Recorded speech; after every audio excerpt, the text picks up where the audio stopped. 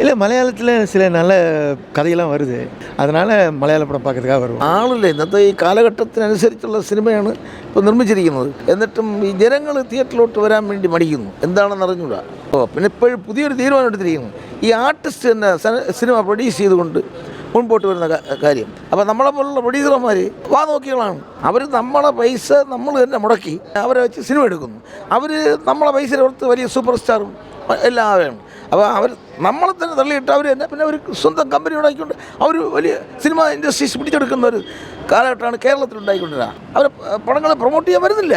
ഈ പ്രൊഡ്യൂസേഴ്സിന് വളരെയധികം നഷ്ടം ഉണ്ടാവുകയല്ലേ. ഒരു മാറ്റം ഉണ്ടാവണം ഈ സിനിമാ മേഖലയ്ക്ക്. കാലോചിതമായ മാറ്റങ്ങൾ സംഭവിച്ചുകൊണ്ട് ഈ ലോകത്തിൽ തന്നെ അതിലുപരി കേരളത്തിൽ സിനിമാ മേഖലയിൽ നല്ലൊരു മാറ്റം ഉണ്ടാവണം. അതാണ് ഞാനിവിടെ ഇരുന്ന് കണ്ടിട്ട് ഞാൻ ഇറങ്ങിയിട്ട് പറഞ്ഞത്. കാരണം ഇത്തരത്തിലുള്ള പടങ്ങൾ മാത്രമേ ഇനി പൊതുസമൂഹത്തെ രക്ഷപ്പെടുത്തി മൊറാലിറ്റി നഷ്ടപ്പെട്ടുകൊണ്ടിരിക്കുന്ന ഈ കാലഘട്ടത്തിൽ ഇത്തരം പടങ്ങൾ കാണണം. പല ഏതെല്ലാം നല്ല വിജയിച്ച പടങ്ങൾ പോലും ആദ്യം ആളില്ലായിരുന്നു. പിന്നീട് ആൾ കയറി പടം വിജയിച്ച സിനിമകളുണ്ട്.